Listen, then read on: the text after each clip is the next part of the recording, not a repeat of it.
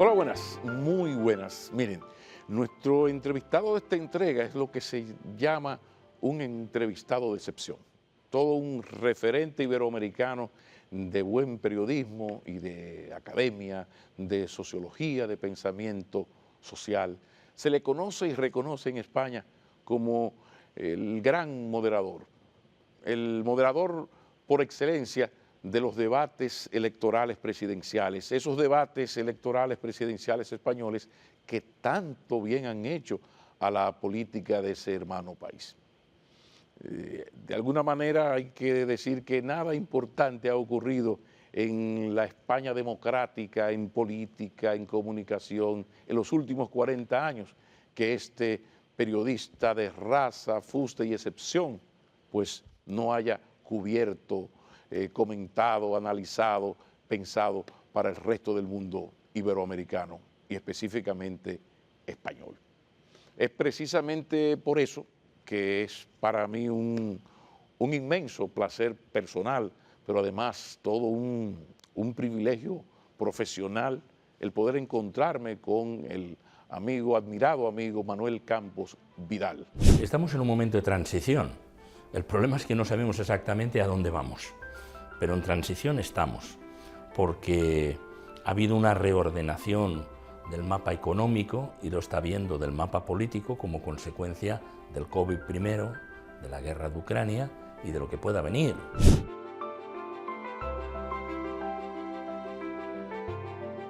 Profesor Campos Vidal, usted es ingeniero, es doctor en sociología, presidente de la Academia Next de Educación y es, por supuesto, lo que yo llamo, siempre le digo, un periodista de pura raza. Desde todas estas experiencias, formaciones, calidades, ¿cómo usted ve este mundo tan patas arriba, pero cómo se ve desde la comunicación y el periodismo, por favor?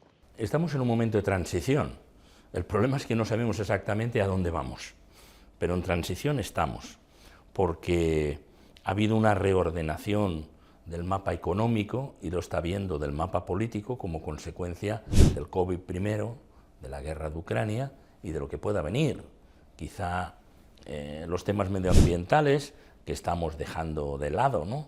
Piense que ahora se corta el gas ruso y se vuelve en Polonia y en Alemania al carbón.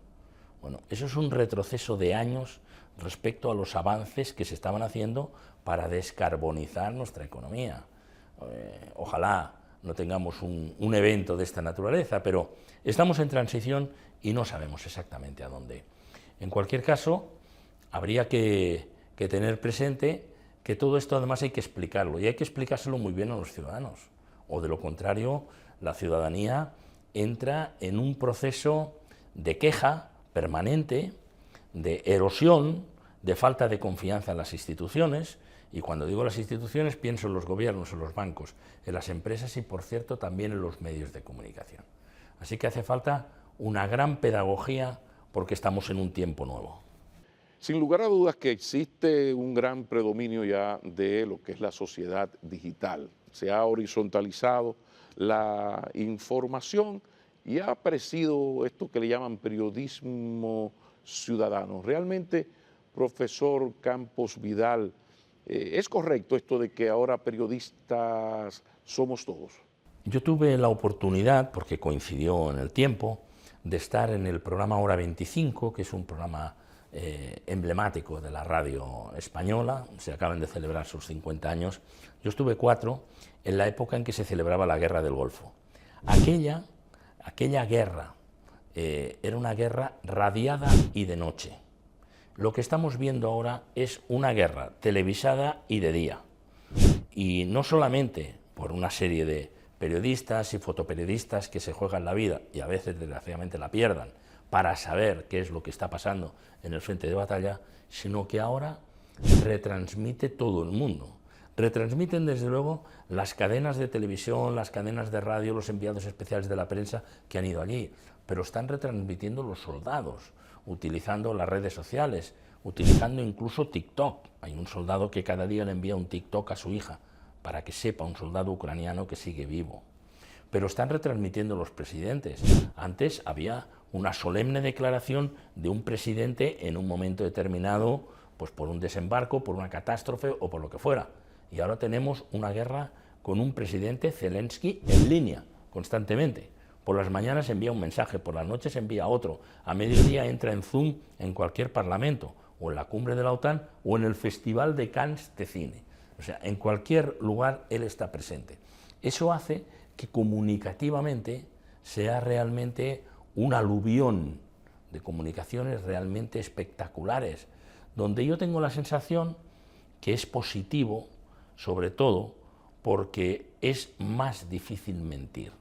Siempre hay montajes, pero claro, si hay tantas cámaras enfocando y desmintiendo las cosas, pues en esa guerra televisada, donde están los propios soldados, donde están los propios civiles, donde están los propios refugiados, y todo el mundo retransmitiendo y enviando la señal a donde sea, al ciberespacio, y además captándolo en muchas cadenas de televisión, bueno, es mucho más difícil manipular esta guerra. Con todo, tenemos la otra cara de la moneda, y el 80% de los ciudadanos rusos tienen una versión sobre la guerra que no se corresponde para nada. Pero claro, aquello es una dictadura y el resto del mundo, pues hay dictaduras, pero no es la situación abierta, digamos, que tiene el mundo occidental, ¿no?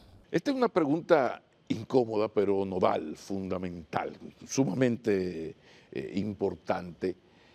¿Qué puede hacer el periodismo para sobrevivir a esta revolución digital, a estos cambios que ha traído un problema de modelo de negocios fallidos y de grandes quiebras? La pregunta sería, ¿cómo salvar la prensa sin matar el periodismo y que no se afecte su credibilidad buscando lo que llaman la viralidad? Yo creo que los que definieron lo del famoso periodismo ciudadano, es decir, periodistas somos todos, se equivocaron. Periodistas no somos todos somos testimonio, que es algo distinto. Todos podemos tomar una imagen en un momento determinado y retransmitirla, y es muy de agradecer, porque muchas veces nos hemos enterado de un abuso policial, por ejemplo, porque un ciudadano desde el piso segundo lo estaba grabando. Así que eso es muy de agradecer. Otra cosa es el ejercicio del periodismo. Y yo creo que a pesar de todo y en el mundo que tenemos, el periodismo tiene una gran oportunidad, y es construir, reforzar, dinamizar los medios de comunicación y los periodistas con nombre y apellido como punto de referencia solvente. De tal manera que noticias te pueden llegar por muchas partes, pero cuando quieres comprobar una noticia importante, uno si está en España busca el diario El País o el diario La Vanguardia, la web. Uno si está en República Dominicana, pues busca el Listín Diario, o busca Diario Libre, o busca medios de referencia. No lo dijo alguien, sino a ver qué medio tenemos aquí. Por lo tanto, yo creo que también en este momento en el que hay tanta desinformación, el periodismo serio y comprometido y veraz, el que comprueba las noticias, tiene una oportunidad importante. La clave es no sustituir el paradigma de la veracidad por el paradigma de la velocidad, porque muchas veces, por decir las cosas rápidamente, no se comprueban, y ahí se pierde credibilidad. Yo la única solución que veo es la alianza con los lectores, la alianza con los espectadores, la alianza con los oyentes. Hay mucha gente que quiere tener acceso a un medio serio y debe comprender que la información no es gratis.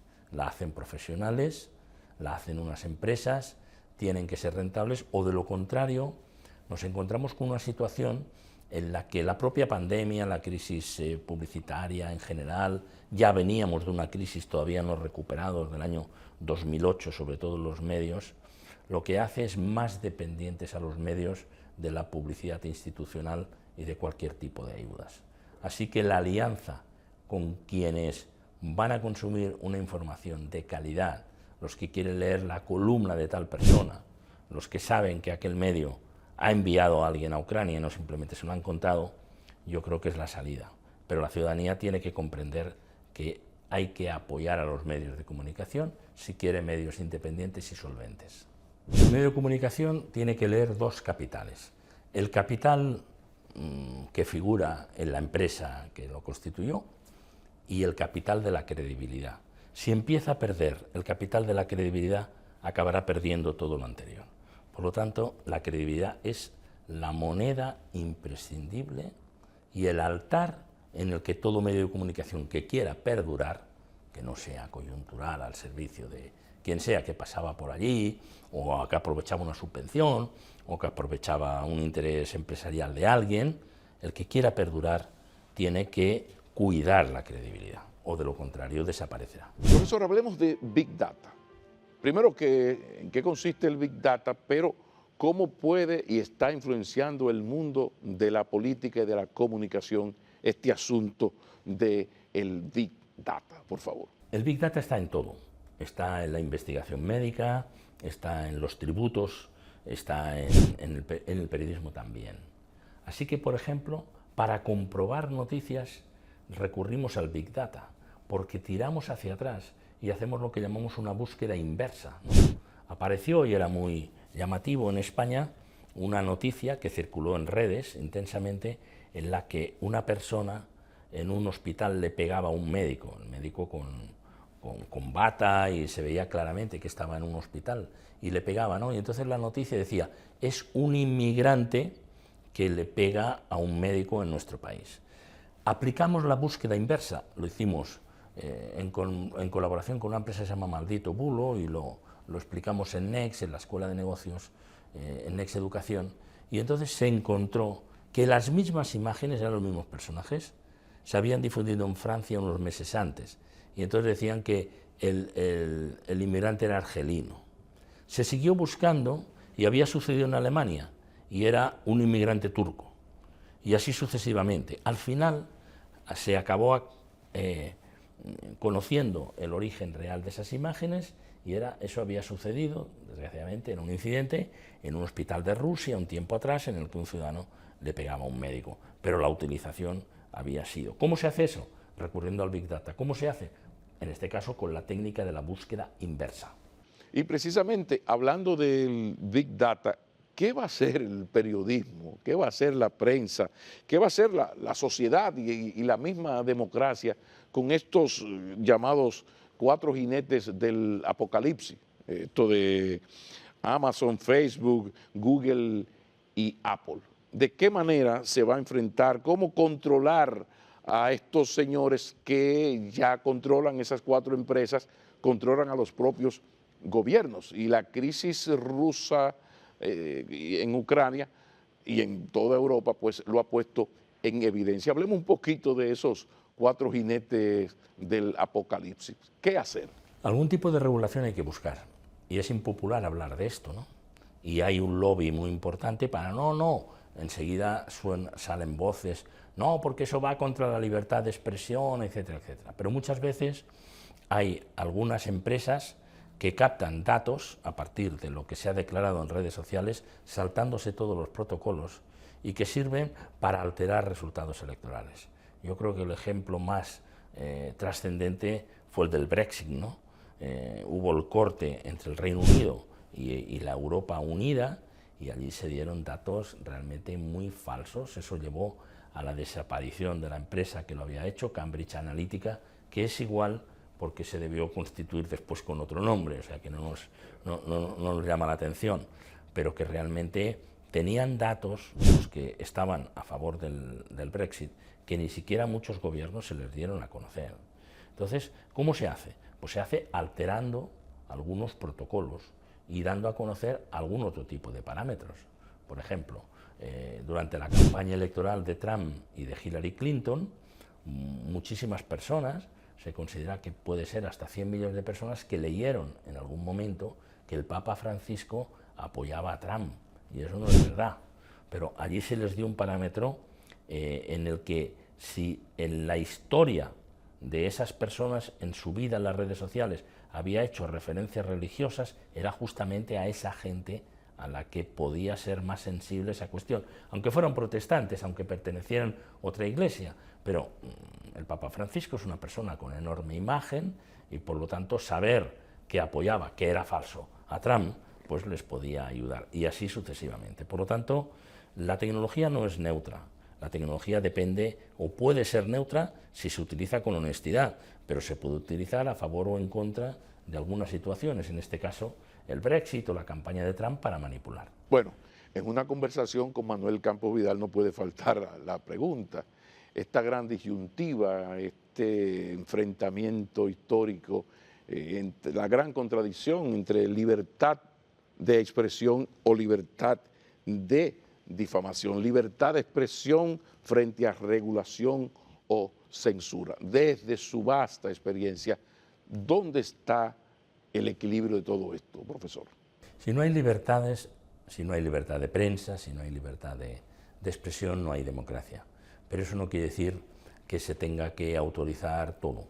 No se puede denigrar a las personas, se tiene que tener unas garantías, porque muchas veces existe, en España llamamos la pena de telediario, una persona que ha entrado y ha sido condenada por los medios, porque es presunto infractor de cualquier cosa, a veces de cosas gravísimas, y luego 5 años después se demuestra que no es verdad, pero aquella persona ya estuvo destrozada, aquella persona ya se cayó, por lo tanto tiene que haber algún tipo de regulación, y yo creo que los verdaderos periodistas, los que defienden la credibilidad, no temen a los medios de regulación. Otra cosa es, la regulación no hay que temerla, otra cosa es que estemos en censura porque estamos en una dictadura, obviamente, claro que sí, pero que esté regulado, yo no tengo ningún interés en publicar noticias que no sean ciertas. Por lo tanto, si alguna vez se comete este error, pues habrá que pedir perdón, indemnizar, etcétera. Pero la sola existencia de esa posibilidad, digamos, de limitación, yo creo que limpia mucho el panorama. Como lo limpia mucho la existencia de agencias de comprobación de noticias. Yo he citado antes Maldito Bulo, que en una clase de Next explicó esta imagen a la que nos estábamos refiriendo, una persona pegada en un hospital a un médico, ¿no? Bueno, el solo hecho de que existan agencias de comprobación ya retiene a mucho manipulador, porque sabe que va a ser desenmascarado en las horas siguientes. Así que es como soltar unos cuantos policías. Si los policías son honestos, siempre previene del delito. Y eso, ¿cuánto delito habría si no hubiera una vigilancia policial?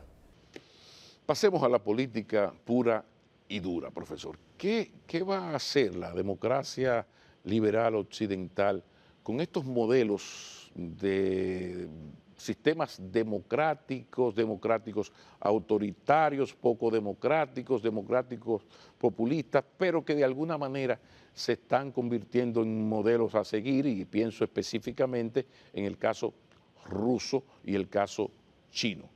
¿Qué se puede hacer? ¿Qué puede hacer la democracia liberal para sobrevivir a estos embates y funcionar mejor y recuperar de alguna manera su credibilidad?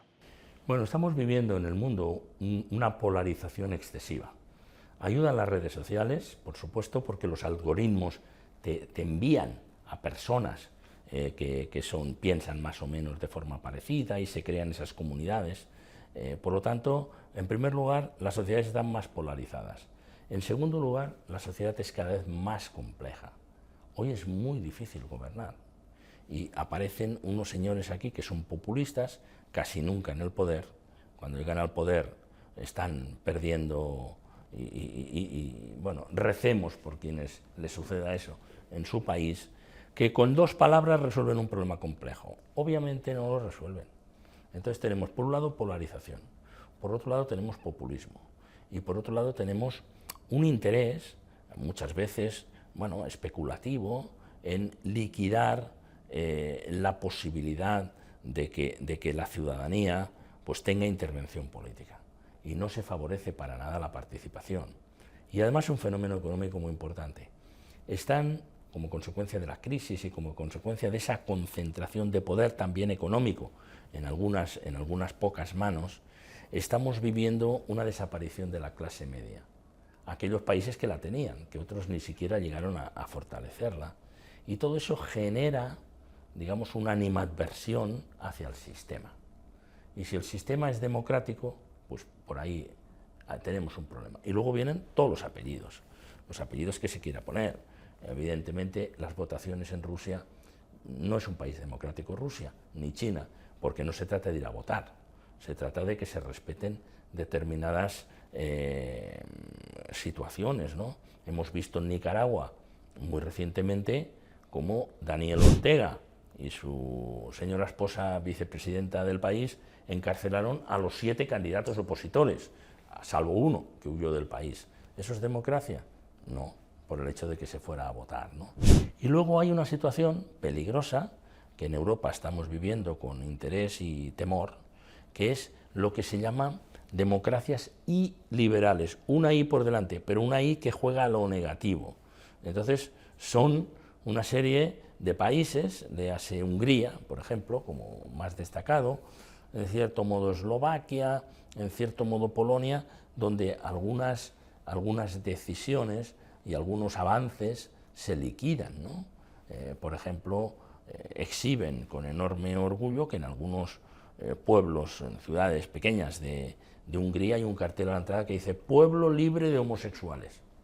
Oiga, eso no debería ser tolerado por la Constitución, nadie puede decir eso, ¿no? Pero lo hace el alcalde respectivo. ¿Son democracias? Sí. ¿Son democracias liberales? Sí, pero empieza a existir ese fenómeno de la democracia iliberal. Sígalo porque es muy interesante, debemos seguirlo con atención. Y en este contexto, ¿qué usted nos puede decir específicamente del modelo, del sistema social y económico que se han montado los chinos y que ahora mismo es un referente de éxito económico y que compite ahora con los Estados Unidos en toda esta guerra del tablero geopolítico mundial? Hablemos un poquito del caso, específicamente del caso chino. China es un caso aparte, porque China han tenido un sistema económico y un sistema como consecuencia de la dictadura que, por ejemplo, ahora están pagando, ¿no? Pues empiezan a pagar, porque, por ejemplo, dijeron solamente las familias pueden tener un hijo. Luego les pidieron que ya podían tener 2, etcétera, etcétera. Empiezan a tener problemas de esa cuestión, pero bueno, China yo creo que no es comparable con nada, ¿no? Ni siquiera con Rusia, porque a última hora Rusia tiene un Producto Interior Bruto más bajo que el de Italia. Tampoco creamos. Lo que luego tiene 6.000 ojivas nucleares. Eso es muy complicado, sobre todo porque tener un matón al frente con armas nucleares, pues eso es muy complicado y muy arriesgado para todo el mundo, ¿no? Ojalá no pase nada. Pero bueno, yo creo que la extrema derecha crece porque hay desesperación, porque hay gente que está en la raya de la clase media y se ve de pronto con 2 golpes en el límite de la pobreza. Y hay zonas de incultura, y hay zonas, y ahí son los caladeros de cultivo, digamos, de las posiciones extremistas, también hay de extrema izquierda, y la situación es que hoy mantener una democracia liberal abierta pues es difícil, y los partidos más moderados pues tienen muchas dificultades para mantenerlo, porque es mucho más fácil darse la ciudadanía y la opinión pública muchas veces pues no calcula bien el voto. Bueno, en una conversación con Manuel Campos Vidal sería una falta imperdonable no hablar de debates electorales, porque uno menciona el nombre de Manuel Campos Vidal y viene inmediatamente lo que son los debates electorales presidenciales en España y lo muy bueno, lo que ha significado, lo que significaron y significa que en la democracia española se den ese lujo de que los candidatos a la presidencia se enfrenten. Hablemos un poco del aporte, de la utilidad de los debates electorales presidenciales a la vida, a la democracia, al fortalecimiento de las democracias de los países. Yo creo que el debate electoral es fundamental. El debate electoral no es una esgrima dialéctica como muchos creen, es una selección de personal. Uno se sienta frente al televisor y elige a esta persona o a esta otra para que gobierne su país. Lo selecciona, lo nombra director general con el cargo de presidente de esa empresa y lo compra, entre comillas, con su voto. Le doy mi voto para contratar a esta persona. Por lo tanto, es un derecho de la ciudadanía, yo creo que eso es enormemente importante. Esa es la primera cuestión que tendríamos que decir.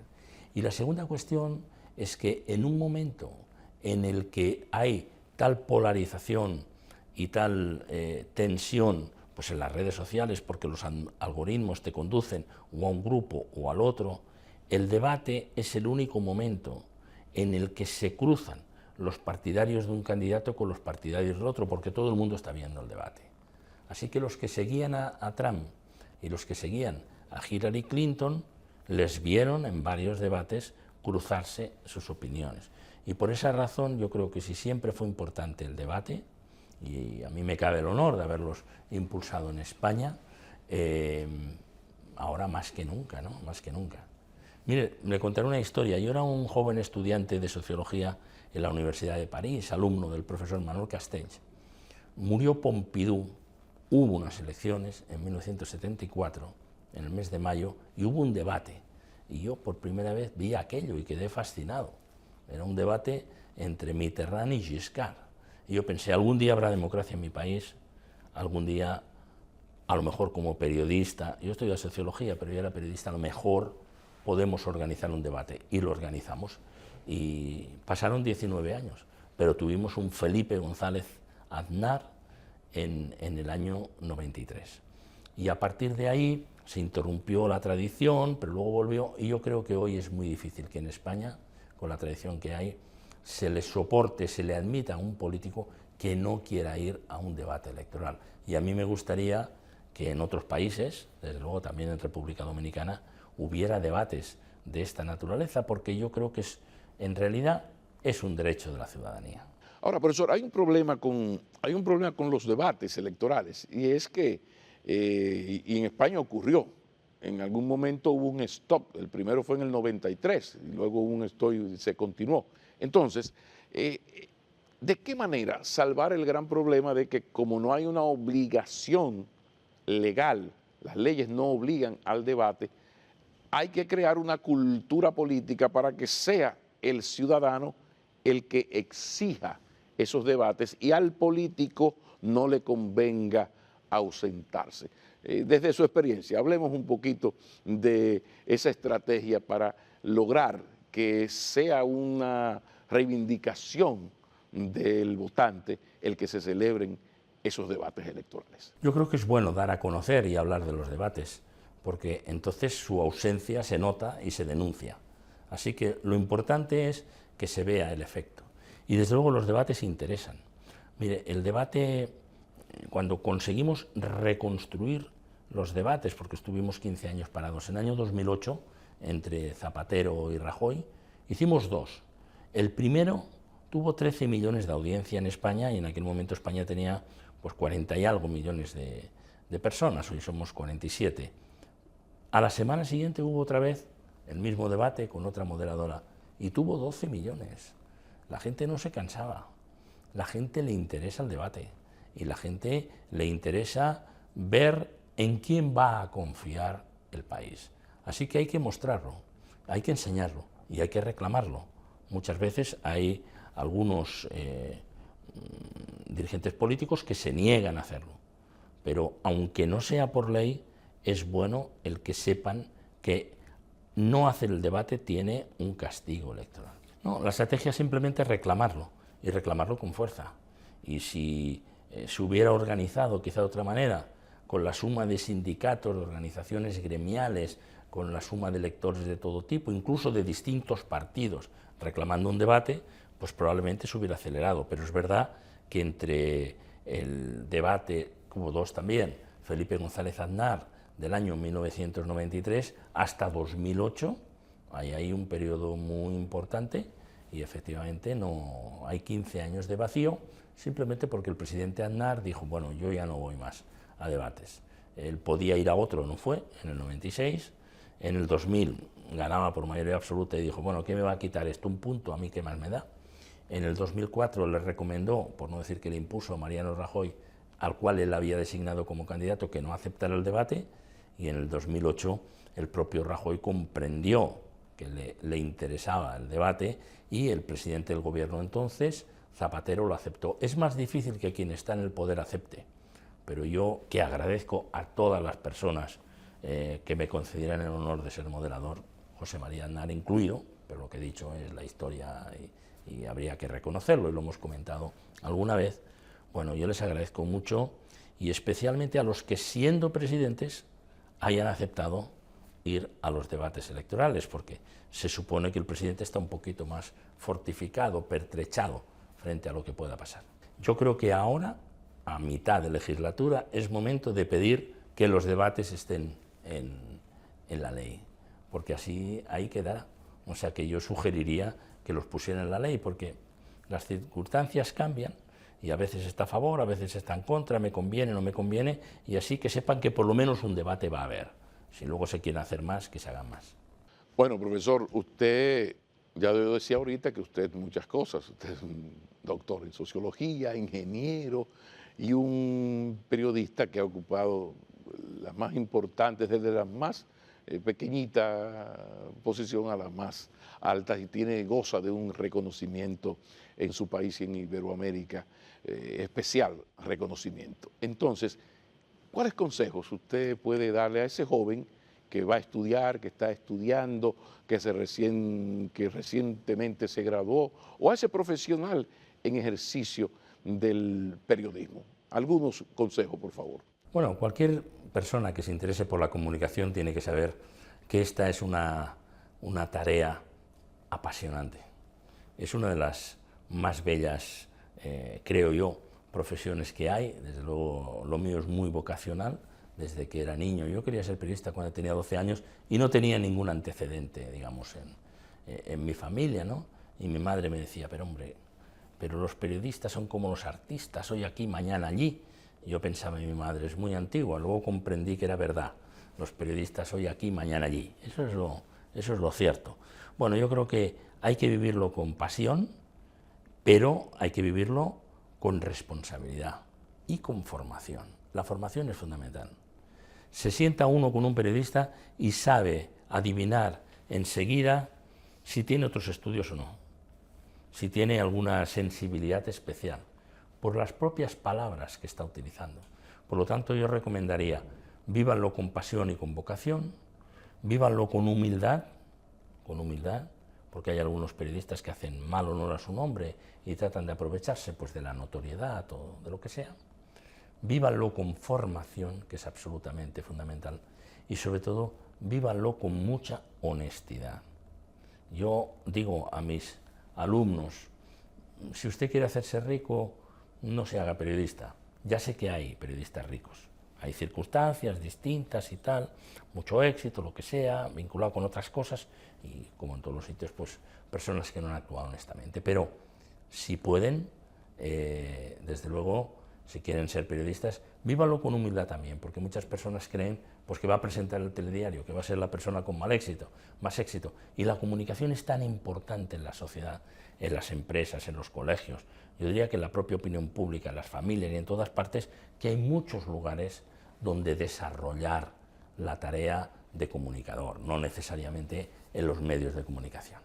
Bueno, usted es también el presidente de Next Educación, una institución académica que gracias a Dios yo conozco, avalo, garantizo, celebro mucho. Entonces sería una falta de mi parte también no aprovecharlo para que usted nos hable un poco de Next Educación. Y estoy pensando ahora, claro, son cursos, maestrías importantes, pero yo defiendo, como es normal, la maestría en comunicación política. Hablemos de Next, profesor. Nosotros fundamos Next hace más de 10 años porque creíamos que era necesario que existiera un centro muy innovador en comunicación, en Big Data, en ciberseguridad, en negocios internacionales y en otras materias, en economía verde, por ejemplo, ahora.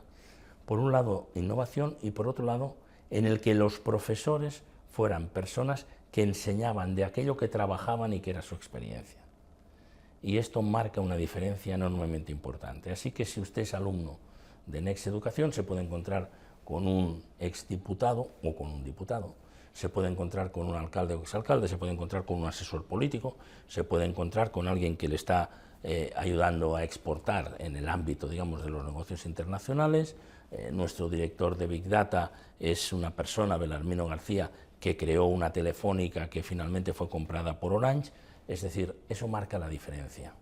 la experiencia y el contacto con las personas que están haciendo aquello que enseñan, aquello a lo que se dedicaron o se dedican.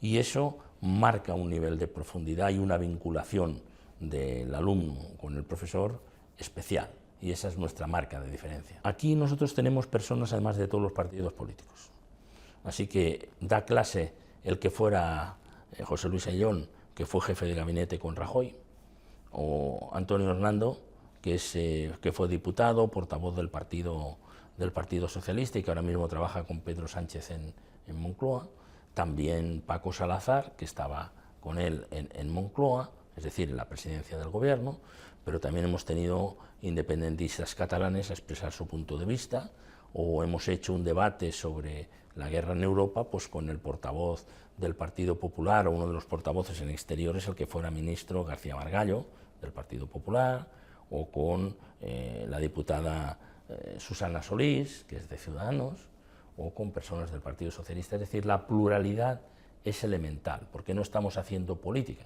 estamos haciendo comunicación política. Profesor, muchísimas gracias. Muchísimas gracias. Terminamos aquí. Agradezco mucho el que nos haya concedido esta entrevista muy conversada durante más de una ocasión, pero al fin se dio la oportunidad. Entonces quiero agradecer esta oportunidad que usted nos ha brindado de compartir con usted y poder aprender de su experiencia y que esas experiencias puedan llegar a la sociedad dominicana. Muchísimas gracias y que tengan un feliz resto del día o de la noche. A ustedes, mis amigos, de esto se trataba. Todo un boccatto di cardenale periodísticamente hablando desde el punto de vista de la comunicación política, institucional, desde la academia o desde la política. Ya ustedes lo vieron, es el profesor Manuel Campos Vidal. Él nos ha acompañado. Un feliz resto de la noche.